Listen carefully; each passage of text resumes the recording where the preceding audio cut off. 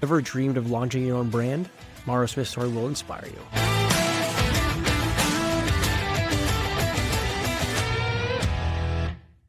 Welcome again to Purpose Driven Progress. As always, I am your host, Jacob Hicks, and I am so unbelievably excited about who is joining me today. Today, I'm joined by Mara Smith, founder of Inspiro Tequila. From her beginnings as a lawyer in Chicago to building a business that empowers women, Mara's journey is a testament to resilience and innovation. Inspired by a gap in the market for high-quality, additive-free tequila that resonates with thoughtful female consumers like her, she turned a personal passion into a brand that's more than just a product. It's about inspiring others to start fresh and aim high. Mara, welcome to the show.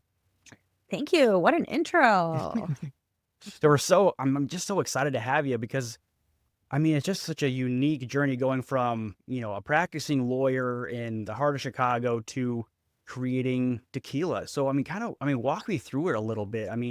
What kind of first started your passion for tequila? Yes. Great question. Definitely not a typical path, right? Yeah. So, yes, practiced law at a large law firm in Chicago many moons ago. Then I worked in corporate strategy at McDonald's Corporation.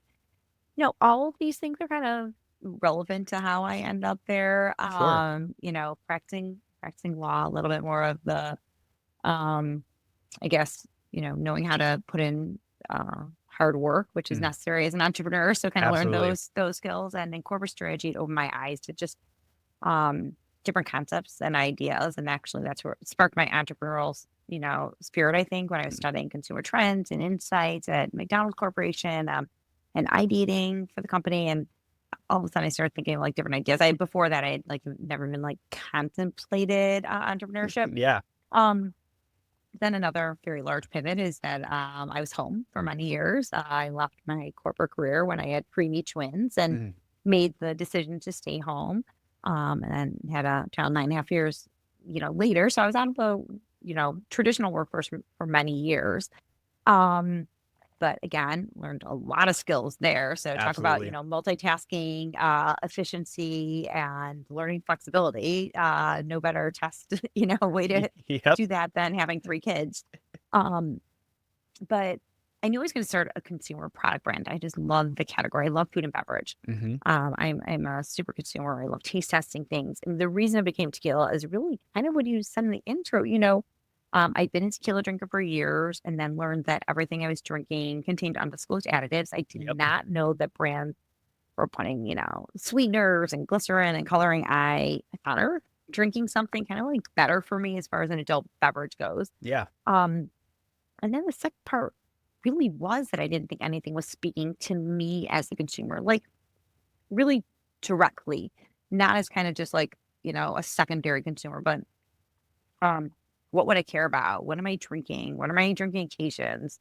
Is it, when I'm getting together with my friends? What kind of bottles would I want to put out on my bar? What taste profile do I like? I just didn't think that brands were, super honed in on what I think of as educated, thoughtful female consumers like me who, care about what we eat and drink and the brands that we support. Yeah. So I just love that because, like you said, it's such an untypical path going from lawyer, high-powered lawyer to stay-at-home mom for many years to starting your own brand of tequila. I'm curious, though, when you were first kind of thinking about hey, I think I want to start a tequila line, especially after staying home for so many years, how did you feel about that? Was that kind of intimidating? Was it scary at all? Or were you just stoked to get into it? I think once I made the decision, I was all in. So I feel once I was okay, done, LLC done, and then I was all in. I did what I do with everything, including even as a mom. I just started researching everything I just started learning as much as I possibly could. That's probably my, superpower is research. I have friends who ask me, I research everything from they would ask me, what are the cleaning supplies they need to have in my house for everything, to what are the best, new sneakers to everything. I love just learning and researching. So that's really what I just started to do. I'm okay, how can I learn as much as possible? And, we're really fortunate because all the information is kind of out there now. It's easy to learn about anything. You just have to be willing to do a lot of work. I just I started, subscribing to industry newsletters and Mhm. circulars. I started like listening to tons of podcasts, everything from like, spirits to tequila to just regular consumer product podcasts to like marketing to learn everything. Um, so I think that's where I just dove in. Once I was ready to Yeah. go, I'm like, great.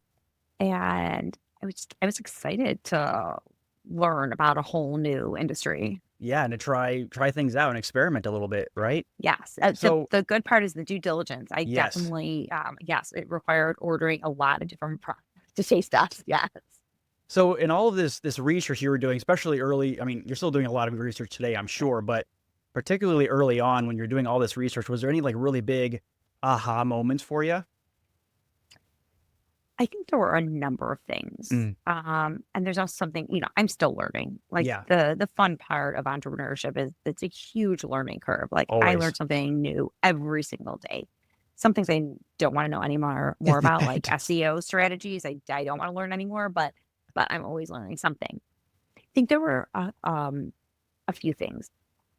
I didn't appreciate how few like actual distilleries there are in Mexico that produce tequila, considering how many brands there are. I don't think I Interesting. appreciated that, even though there are a number of them. And when I started this, probably under 200 now, over 200. But considering how many brands there are, like, the thousands of brands, and the fact Mhm. that they're mostly produced in these, within a smaller group of distilleries. So that was a big learning for me. And it actually helped guide me when we were selecting our own distillery, because that let me narrow it down, because I decided I don't want to use a distillery that is producing for a lot of suppliers, Yeah, that's producing for a lot of brands for a number of reasons. I didn't want to buy bulk tequila and like just tweak it and, put a label on it. I wanted someone who'd let me bring in my own master distiller and like create their taste profile from scratch. So, um, and I just didn't wanna be, like, lost in the shuffle with, like, a bunch of, like, bigger brands. So, actually, that learning was key for me, but also key to, like, helping, me refine the distilleries that I yeah. would, like, you know, talk to. So what's that journey been like? I mean, I've besides consuming tequila, I've not ever made anything with tequila. So Yeah. what's the journey been like with like your flavor profile and finding this distillery and finding like the master distiller and all of that? Mm. Yeah, which is a great question, because, for me, because I was like, "We're gonna speak to this female consumer, and how are Hmm. we gonna do it authentically?" And it was very important to me that it comes from a female perspective. Like, we're not a company where I'm the figurehead and there's like, "Oh, there's a woman there," and then Yeah. everyone behind me Yep. are like the typical industry, middle-aged white men. It's not our company. We're really powered by an all-women team. So I wanted a female master distiller to bring the product to life. So, I narrowed it down. I read a book about all the women in tequila. It's a Mm. very small book. And I was able to narrow it down pretty quickly. And then I really wanted Anna Maria Romero Mina, because her background is a sommelier, and that she developed the aroma wheel in tequila. So getting the nose on it, I thought, especially for the consumer, was going to be so critical. So once I narrowed that down, and then, like I said, I had to find a distillery that would let me bring someone else in, because many distilleries have their own legendary master distiller. So they're Yep. not going to let you bring an outside one in. So that's kind of, just all the pieces of the puzzle. I was lucky. I got them to fit, even though I was doing this during COVID, like virtually. Um, but then we just started talking about like, she's the one who could figure out if this is the end result I want. Hmm. I want this like clean, really easy drink, sippable tequila. I wanted to have some sweeter tasting notes, but naturally derived, not using like additives to get there. So, what would be the process, and how would we make it to get to that? From the agave selected to the cooking method, to what types of yeast we use to ferment. Like, if this is kind of what we're looking for end product. And listen, it takes some iteration. I Yeah. mean, when we got the first batch, it did not meet our standards or her standards. They didn't follow one direction in the process, like as far as how it was cooled before Yeah. fermentation. And, we didn't like it when we had the sample sent. So it did take some, it does take some tweaking and iterations to Yeah. get it to exact how you want it. Which I mean, that would make I mean a ton of sense to me. Like I mean, it's like cooking, right? Like you got to do it a couple, 2, 3 times to figure out, okay, this is what really what I want. Um, I'm curious, like, I would have to I mean, are there many women master distillers of tequila out there? There are not a lot. I couldn't tell you the exact number. I know there are at least four, so maybe four or five, like a handful, and there probably could be some more added. But um, when Anna Maria started this, I would say there were probably very few, Yeah. like maybe a couple. Um, and I say though, she is a very highly respected master distiller who happens to be a woman. Like within the realm of all master distillers, she is a very highly regarded master distiller. Because she knows her craft really well. She's an artist and she's like a scientist kind of because you have to do the scientific part of it as well and testing and an artist. Yeah, I mean, you have to have both pillars, right, to hold Yeah. up the house. So you kind of mentioned this a little bit earlier, but I'm curious more about your team. Well, and remind me again, how long has Inspiro been around? Not very long, right? No, I founded Inspiro Tequila in February of 2020. Okay. We launched Illinois was our first market. We launched in May of 2022. And that was our first market because that's my hometown. We launched online September 2021, but that was like a little bit more just to feel it out, get it, tested a little bit. Mm-hmm. But Illinois was our first market in May of 2022. And since then I've had the same national head of sales and marketing, Erica Teamy, that I've had like she's been with me pretty much the whole time, and she's been my full-time person and right hand everything. Um since then, and now we're opening this month our eighth state. So we're a really small team managing a lot. I was gonna say, so I mean, when it comes to especially like I mean, with every entrepreneur, like we know that you have to have the right people in the right seats, right? So I'm really curious, like what lessons do you feel like you've learned in leadership and in organizing? I mean, 'cause sometimes it can be like herding cats, right? So what do you feel like are some big lessons you've learned in your time? Oh my gosh, I've learned so many lessons when it comes to hiring, even if Mm, it's agencies or contractors. There are a few big things. One for me is going with my instincts. I usually can tell if it's a right fit or not. mm-hmm.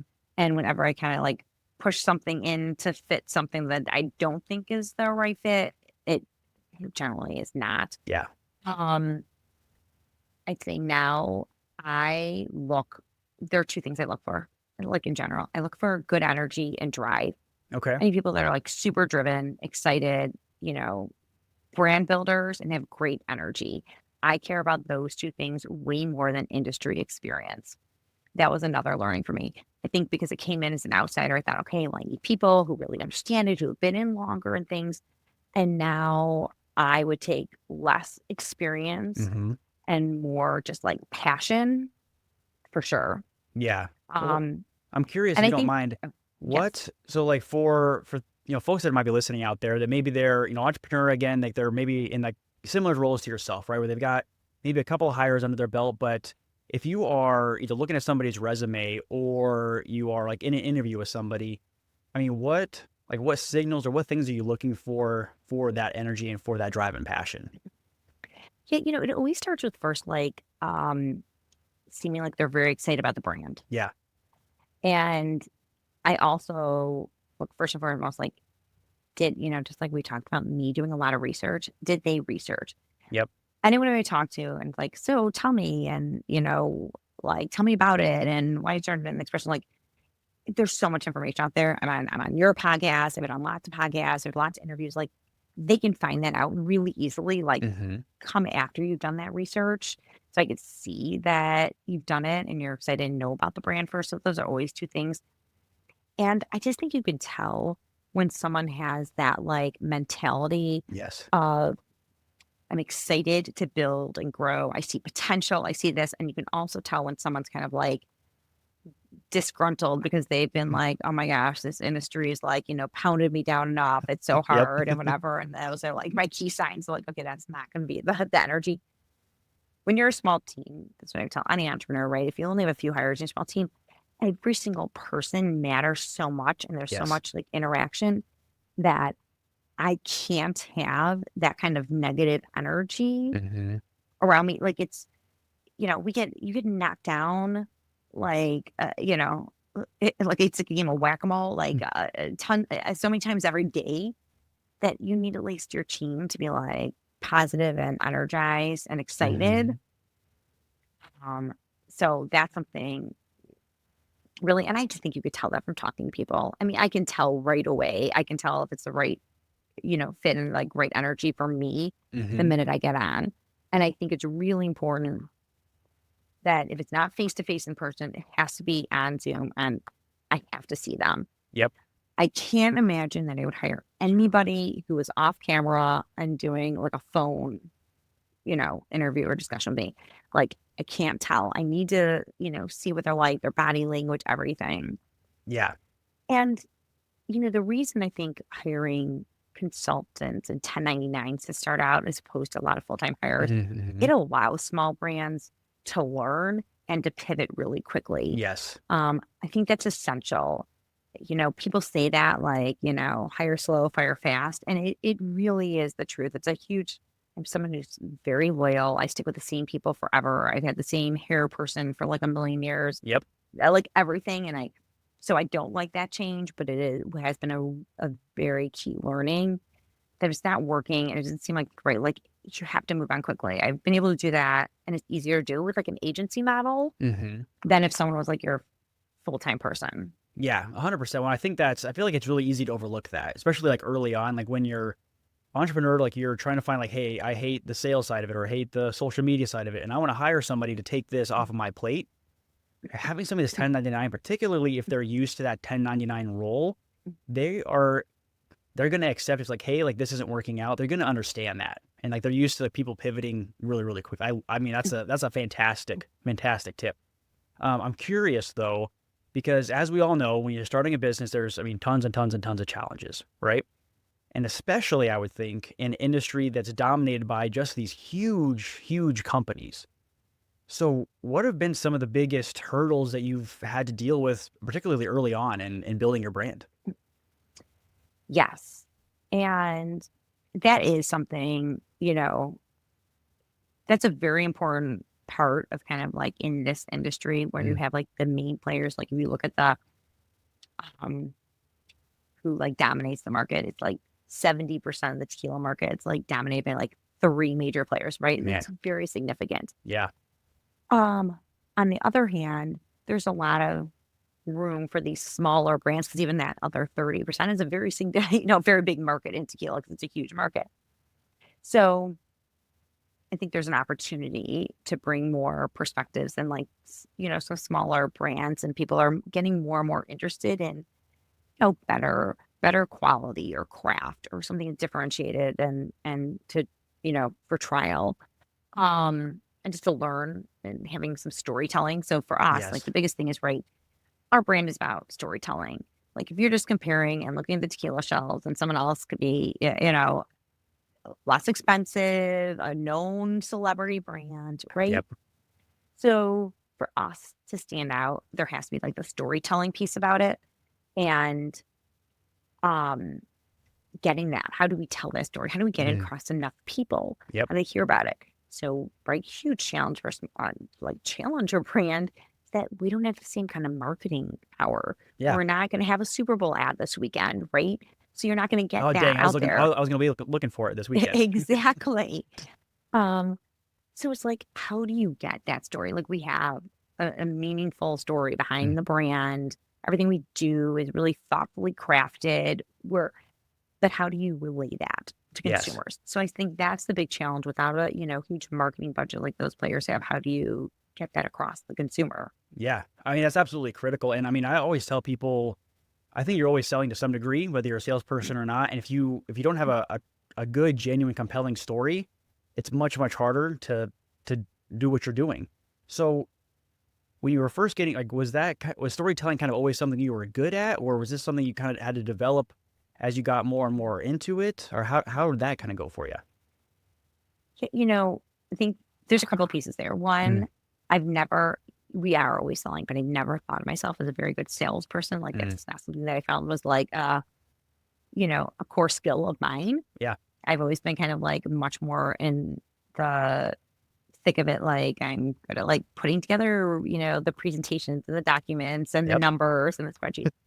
Um, what I found though is I can sell and tell the story if it's something I like really have to believe in. So if I Yep. didn't, that's why when I said like the first iteration of the product I didn't love, I would be terrible at trying to sell to other people Mm. if I did not really, really like, if that's not what I really, drink and love, I would be terrible at it. So one, it had to be something that I feel really, passionate and I could stand behind. And I'm Yeah. a very particular, meticulous person. So like if it wasn't done exactly to kind of my exacting standards, I would have a really hard time also selling it. Yeah.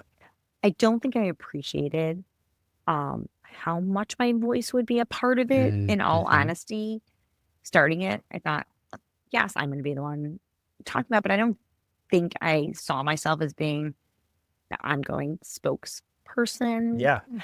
brand. Yeah. Um, and I've actually in the past been a very, very nervous public speaker. Mm. Um, I hated getting up in front of people. Even though I did debate in high school, it's a different type of speaking. It was like a, Yeah. Very prepared and argumentative. Exactly. yeah. And I remember my first few interviews, I was so nervous. My first TV segment, I remember like going through my head over and over what I'm going to say. One of the first podcast interviews, I was so prepared. I'd written everything out. Yep. It was probably one of my worst interviews ever. I don't read any questions ahead of time now. I just go off the cuff. Someone told me, gave me some guidance, which I thought was fantastic. I think about it all the time. No one is going to ask you anything about your business that you don't know. Yeah. There's nothing that you don't know more. Yes. And I just go in thinking that there's nothing's going to stop me. I know my, company better than anybody. And going in with that perspective just took like a huge weight off, Yeah. You are the my expert. shoulders. Right. So I think that's like a little bit, but that took, that definitely, it took some effort and work, to get comfortable with that. And I also realized, and I'm sure, founders listening to this will understand that we talked about how can I stand out versus huge brands. Well, there has to be a personal connection. So if Yes. I'm not the personal connection, I'm not the one out there, people don't see that there's like really a real person, a real Mhm. team sitting in my kitchen here who is like, running this company and that we're not a conglomerate with like all these different layers. There's no hierarchy. There, that um like very high touch and personal touch. And so I think that's why I realized how important it is that I'm the one, out there and sharing the story. Yeah, 100%. And do you feel like after, almost 5 years, or yes, just about 5 years, right? Yeah. Of doing it, do you still feel like you are like the biggest advocate, the biggest spokesperson, or do you feel like having added some people to your team that you've kind of taken a step back from that a little bit? I think I still am. I mean, Hmm. everyone who we bring on has to be like, I mean, I don't work with anybody who doesn't like try the product first and make sure they Yeah. like it Yep. because they have to be Yeah. like all in, right? Yep. Um, but it's still like I'm still a big piece of it and sharing the story. And because that's also something I like to do. Like I love consumer facing events, for example. A Yeah. lot of people don't. A lot of founders don't. I stand in like grocery stores all the time, liquor stores all the time, doing demos, tastings. I like getting that like reaction Yeah. back from people and talking to them and having them try it. And, probably not a lot of founders want to show up and do that. I like doing. Well, I mean, I mean, I have to imagine because again, I've never owned a spirit company of any kind. I've never done, what you just described, but I would have to imagine that must feel really exciting and get you jazzed up and really probably validating. I would think that your product is being consumed by the people that you want to, and they're enjoying it, right? Right. And that's kind of what I think about when you talk about the hurdles. Anytime there's like, oh my gosh, it's been, like getting knocked out all over, again. Yes. Oh And man. then you go to something like that. And when I get the positive response, like, oh, people love the bottle. They love the taste. They love, they're excited about the story. Then I'm like, okay, yes, we have great, when you know that you have, great positioning, product packaging, and purpose, Hmm. like, and the people recognize that, that's kind of, for sure what lifts you up on the hard days. Yes, absolutely. Well, I think you hit the nail on the head there. And it's so easy to forget is the purpose piece of it. It's like why you started a business, you're starting a new job, whatever the case might be. It's like why are you doing it? What's really the motivating factor behind it? And that will lead you to the stories like we were talking about before that will really resonate with the right people at the right time, in my opinion. Does that sound, I mean, do you agree with that? Yes. I mean, I think you have to have, listen, there was something about, right? I wanted to make a tequila that was additive free, clean, additive free, but still like really easy to drink and Yeah. approachable. Something that I could like put on the rocks or tequila soda. I don't have to like put in a cocktail. I don't make cocktails. I'm a terrible mixologist. I only drink tequila and soda or tequila on the rocks. Like literally, I don't even cut a lime. I'm too lazy. But I'm there with you. so that it was like super approachable, easy to drink. I don't like a lot of bite. I don't like it alcohol forward. So I'm like, okay, well, that was the product piece of it. I wanted to focus on consumers like me because I thought no one's focused on us. And then like I wanted the bigger, kind of mission behind it is like, how can we elevate other women in business? Like if I'm doing this, I'm trying to add more female perspectives to an industry where there are not a lot of female voices. And then, we became a certified B Corp. So Mm, we really are purpose driven. yeah. You have to deliver on taste and the quality first. So that was like Yep. those are the first things that we, had to nail. But then to have that like bonus. Bonus is that, we're still owned and led by all women and that we're certified B Corp and is a social impact company committed to elevating other women in business. So that's just kind of like there's an extra bonus on top of delivering on the product. Yeah, 100%. Well, and I'm curious because I think you might kind of answer this already, but you've mentioned, I mean, several times that, Inspiro is really a tequila with women in mind, right? At the front, which is, at least to my knowledge, like that's pretty rare in the world in general, but particularly in the spirit world, to my Yeah. knowledge. So why did you feel like that was an important consumer to focus on? And how did you approach it maybe differently than you might have otherwise? Yeah. I mean, first of all, we would start with this is the only consumer I know really Mhm. well because Yep. I'm the Which consumer, makes sense, right? right? Yeah. So like it was a really easy for me to figure out like I know this person. It's my friends. Um, well, one, women are not a niche market. Like there's so many indicators of like why this is so significant and this female Mm-hmm. consumer is so Mm-hmm. important. For 51% of the population, women are going to control 2/3 of the wealth within 10 years. So like you hold the purse strings. Yeah. Women make 85% of all purchasing decisions. And even in alcohol, they make 60 to 70% of all purchasing decisions. And we did the research, 54% of tequila drinkers are female. So Wow. it just seemed to me that yes, women could drink any brand. They like a whole slew of tequila brands. You drink Mhm. everything, but like, why not also focus on this consumer as far as like our messaging? There's things that we're really intentional about. You do not see scantily clad women in dark club scenes on Yeah. any of our marketing materials. We are just we didn't dumb it down for her. We speak to her like a very educated, thoughtful consumer. We didn't put in happy bottles. We didn't make it fruity flavored. It is like 100% agave, 40 ABV, Mhm.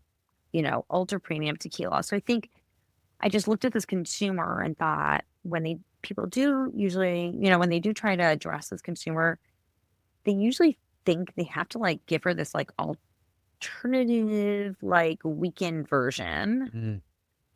And I just didn't see her like that. I thought she wants to get together with her friends. She likes to entertain. She just wants something that tastes great, easy to Yeah. drink, and then like a beautiful bottle that she'd want to proudly display and show off. Yeah. Well, I have to say, I mean, not that you need my validation, but I mean, I have to say, like, you've hit the nail on the head with all of that, particularly with the bottle. I mean, you guys have put together a gorgeous package, really. Thank you. One other thing I wanted to hit on, because we kind of talked about this off air, but another superpower I think that you have is on the networking side, particularly early on when you're, creating your brand and trying to learn things and researching a ton. And you mentioned just how critical LinkedIn has been for you. I mean, that's how you and I met. So, I mean, what are some of your like strategies, your best tips for those listening out there? They might want to, start their own business. They have some questions and they want to network around it. How do you go about that? Yes. And I love this question because um building a community was essential. We Mm, talked about in the beginning how I did a ton of research and due diligence. Yeah. And you have to do that. But then I really don't think you can do this alone. No. It's a, Yes. entrepreneurship is a lonely journey. I realized I needed people. I needed guidance. I need to be able to tap into other people and learn.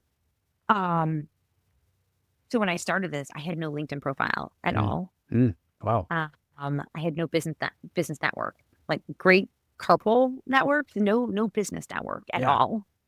So I had to be very deliberate about it and how to build it. And I did. And I made that a part of everything I did. Like one introduction would lead to another introduction, and I follow up on every single one of those. Yes. Now I get a list of who's going to be going to invite, or like some event. I look up everybody on LinkedIn, connect with them ahead of time. So as those grew, and I really think LinkedIn is a way to form real relationships. Yeah. Not, I think, like it's not Instagram. I'm not as active on. I mean, I do some, but like those are just gazers. They come in Mm. and out. They maybe, but LinkedIn, I've met people that they feel like, we know each other, and then I see them in real life, or they're coming through Chicago. They're like, will you meet up? I mean, it's funny. Like people, there's a familiarity around it. Like I Mm-hmm. literally ran into someone on like a few people on the floor of Expo West last year. Like, oh my gosh, and I follow you on LinkedIn. Just like, of course, it's very hard to like actually know who the Remember person is, but you everybody? see them. Yeah. Yeah. And I'm like, oh yeah. I'm like, oh no. Um, but building that community, I just think, you know, it's really essential. And what I'd say is, I don't have a super like strategy around it. Mm. I don't say I'm going to post at this time or certain time. It's literally whatever is on top of like on top of my mind that day, or in particular, like something I'm facing. I just try and keep it um very real. Like if someone knew me and met me and heard what I was talking about on LinkedIn, and then they meet me in person, they're usually like, you're the exact same. And Yeah. that is, it's like, this is exactly my persona. I don't take a lot of time planning it and like scheduling it. It's kind of like, this is something I'm thinking about, and I put it out there. Um, and I think using that platform also to highlight other people, like Yeah. that's a great way. That's a great way. Then, it just, you're able to really get in front of I think a lot larger audience. And like, do people tag or repost? And I really don't know how the algorithm works. I don't know like why some things, Yeah. do Same. better than other things. Um, but I just think if you look at it, it's way more B2B facing, and it's a very good way for people starting out to gain some credibility. Yeah. So showing and talking about that you've been featured on this, so that you're talking about these things, that lends a lot of credibility. Um, and you're going to have more people who are in the B2B side looking at that, Mm-hmm. which I think is really important. So I'm a big fan. Like we just hired, like we were on 2 interns, and the first thing I did is look at their LinkedIn profile, and I told them, you need to add like this and this, and the Yeah. Yeah. bio, and you just Yeah. have like Change all of this stuff, right? right away, and you should be posting and talk about your learnings and what you're doing. Like they could start way younger than I started. I started like so much later than that. Like they have all this time to kind of build that. But yeah, I think, and I do think you can. It really, I go into a market now, and I'm like, hey, I'm gonna have a get together of like founders I know there. I'll just search on my LinkedIn, like who is located here, and I'm like, oh, I forgot they're all in this city, and you can find like a ton of people. Yeah. Well, and it's been so interesting, especially in my career. I mean, LinkedIn, I feel like I don't know, maybe it's just me, but I feel like we underestimate it a little bit, and we underestimate people too. Because I think like I mean, personal experiences where I've thought about changing jobs or changing careers or getting into a different industry I'm not familiar with, and I've reached out to people, and I feel like more often than not, people are willing to help. Like, hey, I've got questions around this stuff. Would you give me 5 or 10 minutes on the phone? Like, usually they're willing to help. Has that been your experience too? Yes, and I'd say this, as long as you reach out like really authentically and Yeah, informed. be genuine. So I never would say to someone like, hey, can I pick your brain? I always go in and I'd be like, I listened to you on that. I go in like very detailed. Like they basically sound like a stalker, right? I listened to you on this. I saw that you went on vacation here. Do you have any input in it? Like, I'll give something really specific. Like, I Hmm. heard you on this podcast. I really like that you mentioned this and talked about this. I'd love to learn more about what you talked about as far as your email marketing strategy or whatever. Like, being really specific and looking like you really care and Yeah. taking the time to know someone. Hmm. Um, I feel like it's hard for someone not to respond to that. I mean, granted, there's always going to be someone who doesn't respond and you have to let that roll off your back. But in general, it's thoughtful outreach that you really, took the time to understand the person, where they're coming from. Yeah, those are also the things that I always respond to as well. Yeah. If someone reached out and like, tell me what you do for Inspiro Tequila, I'm like, you could have read what I do for Inspiro Tequila, Yeah. just read my bio. Yeah. You can Google that if you want. Like, I don't. Right. You know exactly, you just have to show that you took the time. If you're like, so I think Yeah. that's the important part. If you're Put some just effort doing it in. because you're just like, let's do a broad outreach and pinging like lots of people, you're probably not going to get the same type of response or reaction or someone to take some time out of their day to meet. Hmm. But I feel like generally if you come in with something, and I do. I mean, I'll be like, I'll research them before. I'm like, I listened to you on this, this, this. I heard your speech here, or I did this, and um, I think that's a better way to go Yeah. on. So I'm good. That's my one point. I'm gonna say, don't ask anyone if you can pick their brain. I think it, it's not gonna be a compelling ask. No, no, guys. I mean, and it doesn't have to be hours and hours of time. Just take 5 minutes and listen to them a little bit, or see what they've been posting or what they've been working on, and engage with that a little bit. Mara, thank you so Yeah. much for coming on today. This has been absolute gold, and it's been fantastic listening to your story too. Thank you. Is it tequila time? It's tequila time at tequila o'clock, I think, right? But one last thing. So if somebody out Yes. there is listening and they either want to, buy some tequila or they want to learn more about you or what you're doing, where can they find you? Yes. So find Inspiro Tequila. Go to inspirotequila.com, INFPIRO tequila.com. You could find us locally if we're in your market or order us online. Um, Follow us on Instagram at Inspiro Tequila and then reach out to me at, like we mentioned, on Mm. LinkedIn. That's my favorite platform. Yep. Um, you can see everything I'm talking about there. And obviously feel free to DM me and I will Not to pick your brain respond. though, right?